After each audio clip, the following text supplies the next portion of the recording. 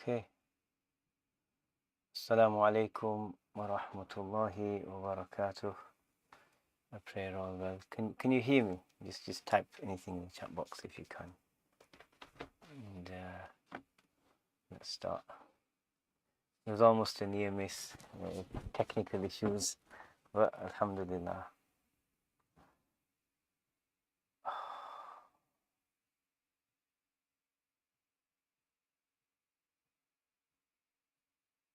God, I've got a bad feeling about this. Yeah, can you hear me?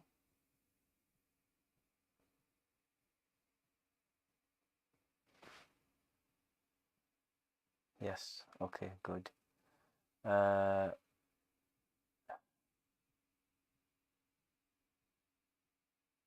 right. Bismillah.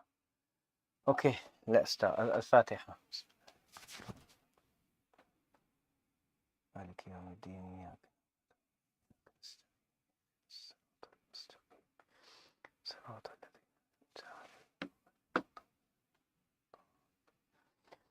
بسم الله الرحمن الرحيم الحمد لله رب العالمين وصلى الله وسلم وبارك على سيدنا محمد وعلى آله وصحبه أجمعين اللهم لا علم لنا إلا ما علمتنا إنك أنت العليم الحكيم اللهم علمنا ما ينفعنا وانفعنا بما تعلمنا وزدنا من فضلك علما وعملا وقربا يا أرحم الراحمين اللهم زدنا ولا تنقصنا وأكرمنا ولا تهنا وأعطنا ولا تحرمنا وآثرنا ولا تؤثر علينا وأرضنا وارض عنا يا أرحم الراحمين.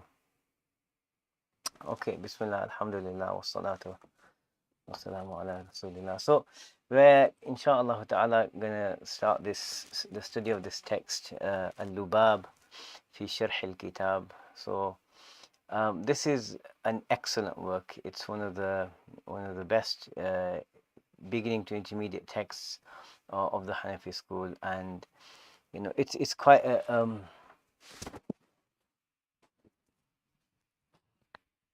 try like this. Is that better?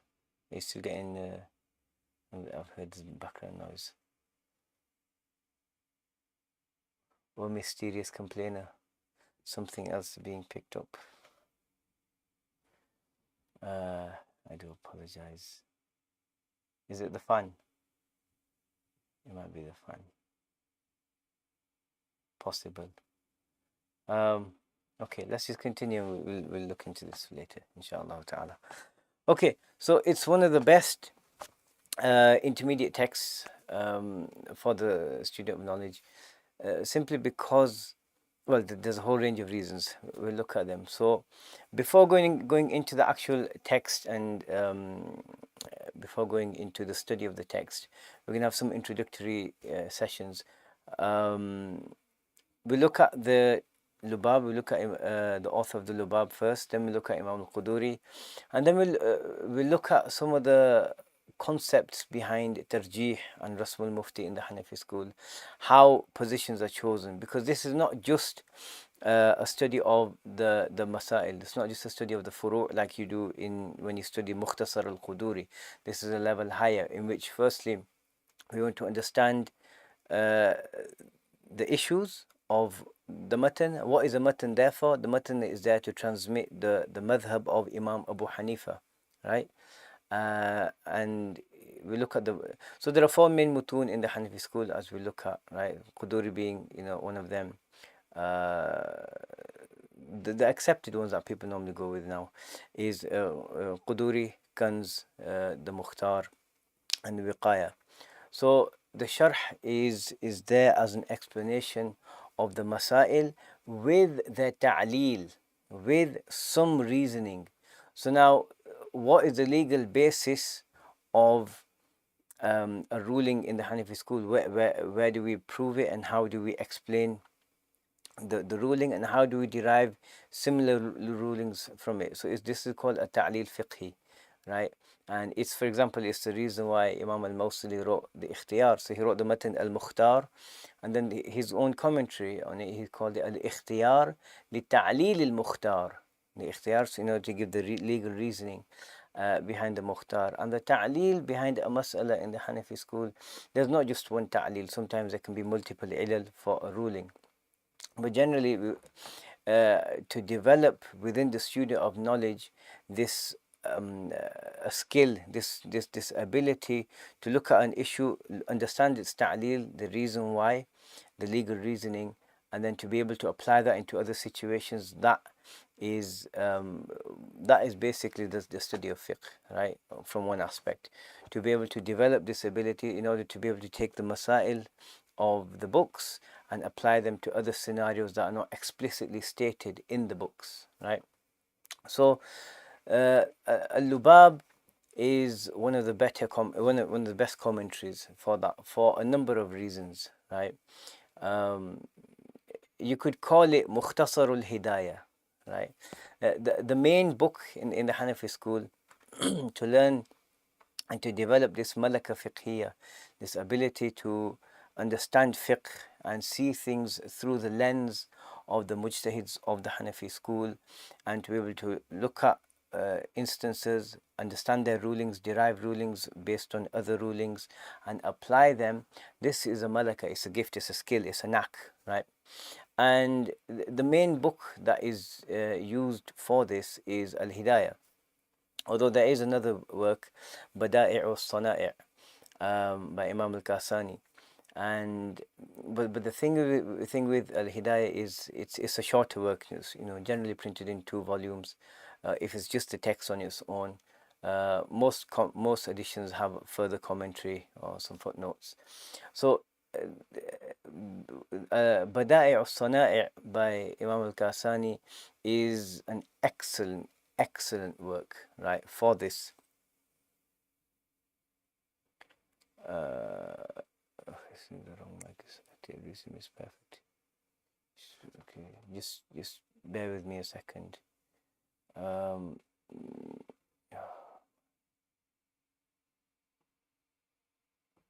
Apologies. That should be better. The mic. Yeah. So, Bada'i' al-Sana'i' is an excellent work. It's a beautiful title as well, from Badi', something that's never been done before, ingenuitive, right? So, ingenuitive doings, Bada'i' al-Sana'i' fi tartib al-shara'i', in the arrangement of rulings. So we'll look at this text a bit more, inshallah, just passingly when you're looking at Mukhtasar al-Quduri. So these two are the best texts in the Hanafi school to develop this ability to understand fiqh and apply it. But with Bada'i' being such a long text, you really need to have a long attention span, for that book. So generally, the teaching text is Al-Hidayah, and the Lubab can rightfully be called Mukhtasar Al-Hidayah, right? It's a summary. Don't think that if you study the Lubab, you've got everything in the Hidayah. No, because firstly, the Hidayah has many more issues, the furu', and he focuses a lot more on the ikhtilafat of the mujtahids of the school and their reasoning. So there's a lot more, but it's an excellent entry to studying the more advanced texts of the school, right? So that is a lubab. What does lubab mean? It means the pith, the essence of something. So it's as though he's saying that he's looked at all the commentaries of this text and of Al-Quduri, and he's rinsed out the very best and he's given it to us. And it really is, a fantastic work. Okay, so let us just move on. So as you can see in our curriculum, it's a level 3 text, so it's on the same level as what we teach with Kanz al-Daqa'iq. Sheikh Faraz Rabbani is teaching Kanz al-Daqa'iq, which is a matan, but which it itself doesn't contain legal reasoning. And then there's also the new lesson, new dars started on Multaqa al-Abhur, which is also an excellent text. So this is it. So today, what we're going to do, we're going to look at the text and its author, and we're going to see what what benefits we can gain from this. So first and foremost, why are we doing this? Why are we looking at the text and why are we looking at the author? You have to understand the value of something, right? Its merit, its virtues, its position, in order to benefit from it completely, right? And there are many, many, many benefits to this book. In fact, it's you know, I would prefer to have the Lubab with me than many other texts of its of a similar level, simply because of the benefits that you gain through its study and the benefits you gain through the experience of the author, right? So yeah, so just Sidi Rahil just mentioned that if there's any technical issues, just do let them know. I'm using two different formats, so it can be a bit, yeah. Okay, right. So what we're looking at first, right? We shall look at first at the author, right, of the Sharh. So because primarily this is the text that we're studying. We're studying the Sharh of Al-Lubab fi Sharh al-Kitab.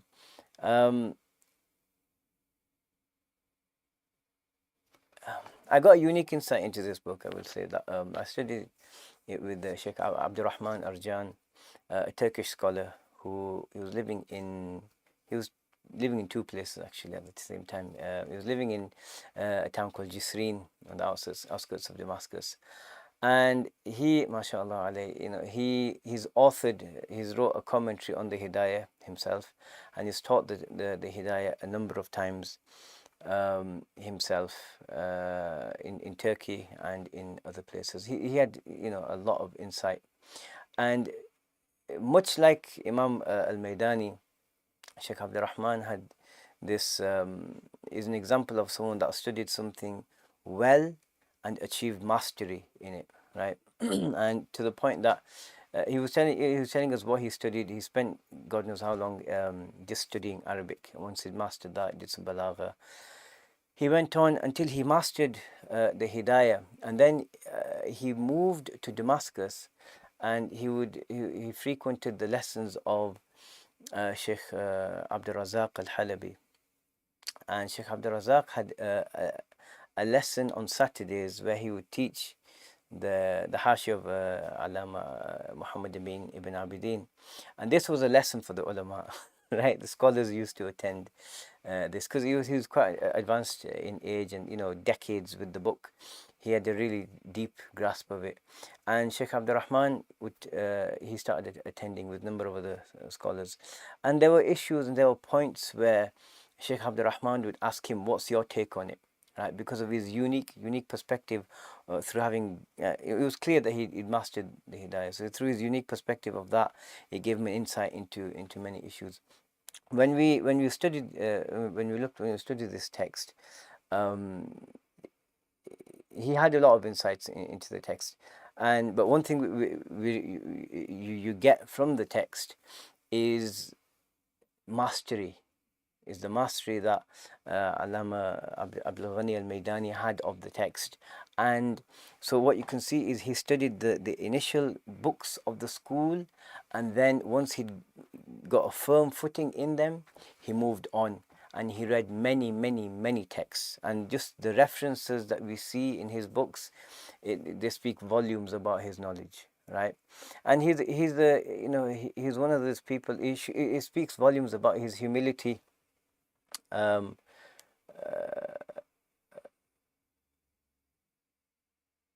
yeah. Um, yes. So it speaks volumes. Somebody's looking at the comment. It speaks volumes about his humility because most of the things that he says in this text is qala fulan, and he adds many quotes and many references to what he's saying. And this text is really amazing, not just because he's quoting people. Anyone can quote someone, right? But he's very, very selective in what he quotes, how he quotes, and the addition that he gives to Quduri. So the Mukhtasar of Quduri, they say that it has around 12,000 individual issues in it, with the addition of the text of the Lubab you have around 50,000 issues, right, that are covered in this text. And yes, 50,000 seems a lot, but it's all in there, right? It's all in there. And someone that has a sound and thorough grasp of this, he has a sound and thorough grasp of the Hanafi school. And we'll look at this more, but if you look at the Mukhtasar of Quduri, it has an influence on practically every major work after it, right? The text of the matan is included in the Bidayat al-Mubtadi, the matan of al-Hidayah. Kanz is based off this with a few additions. Wiqaya is a summary of the Masail of Hidayah. You've got Nuqaya, you've got the shuruh on these works. You've got Durur al-Hukam by Mullah Khusro. We'll look further into this when we're looking at Quduri. But you have this, many works based on this. And when he chose issues, it's not like he chose something random. For example, in Kitab al-Ghasb, there's a mas'ala where does the ghasib, so ghasb is, as you know, is someone who takes the property of another, not theft, but just literally taking it. So the ghasib who takes the property of another, does he is any sort of daman? Does he have to pay reparations for any sort of loss that the owner incurs? So, for example, if someone was to do ghasb of my phone, right, and let's say I had a deal going on and I was going to sell something using my phone, eBay account or something, and he keeps it for a week. When I get it back, those transactions that I lost out on, does he have to pay me compensation for that or not? And generally the position of the madhab is no, right? You don't.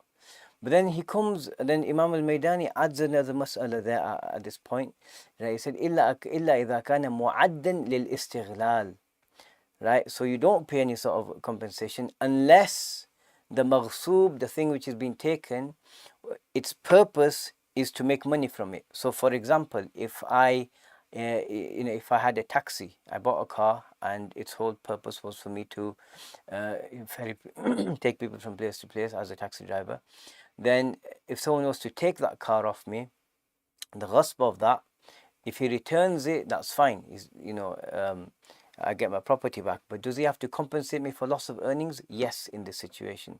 So it's an issue that's very likely to come up. The matan doesn't address it, so Imam al-Maydani looks at it, at the situation, and you know it was on his mind. You know it was a practical issue that must have come up.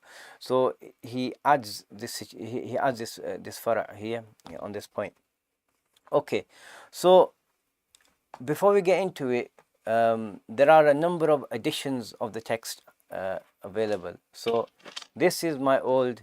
When I was studying this, I actually I think I had about 3 copies of the text.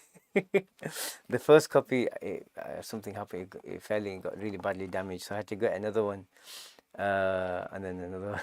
So this is the edition. Inshallah, Sidi Rahi will provide you with the PDF. You can get this easily online, by Bashar Bakri Arabi, this Damascus scholar. And this is the one I studied. It's an excellent text, as in I think there are hardly any mistakes in the actual text, but it's not very easy to navigate for many people. There are a couple of typos in the matan and a couple of places, but the text is actually sound. I've been over it from cover to cover. So that's one edition.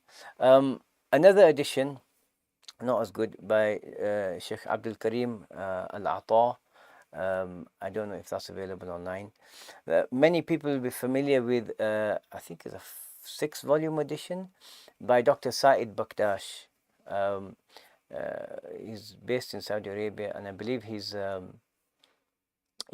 so anyway, so he edited the Lubab. So he's got a nice edition, and there's a whole volume on, there's a whole study of the Lubab and Quduri. There's the actual text, and he's got the Mukhtasar of Quduri in a single volume as well.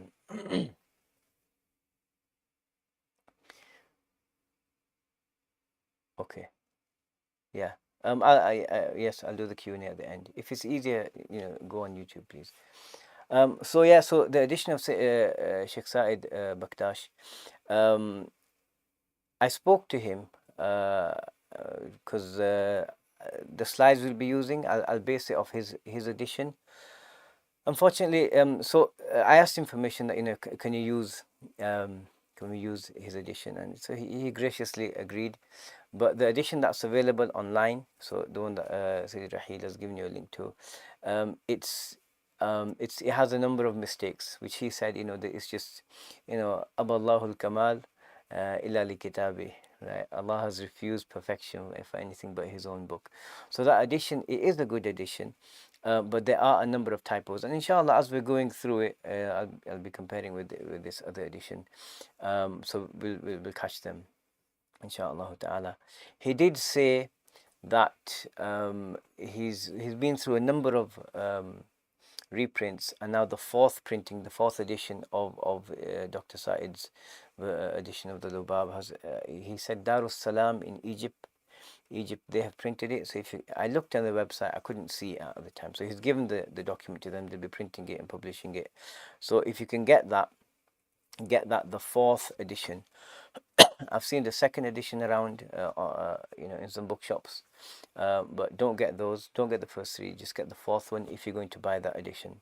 Any others that you have, whatever you're comfortable with, and just keep using what you're comfortable with.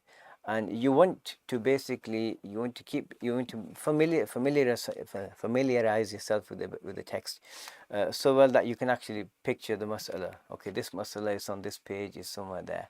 That's the kind of familiarity you want. So you want to be reading, so pick an edition and stick to it. You want to be reading it, reviewing, research, right? So that's what we want. In this class, what do we want? So I have an expectation that everyone prepares the class. So it's understood that you have a good, strong grasp of Arabic. I will be explaining things, so don't fret too much, but you have to be able to, because the teacher is like a key. The knowledge is in the book. I have to read the book as well to understand things. The knowledge is within the book, but the teacher is the key to understanding this, right? So ultimately, you want to be able to understand the mas'ala we're discussing and to be able to extract it yourself from the book, because maybe a few years down the road, you need to look something up.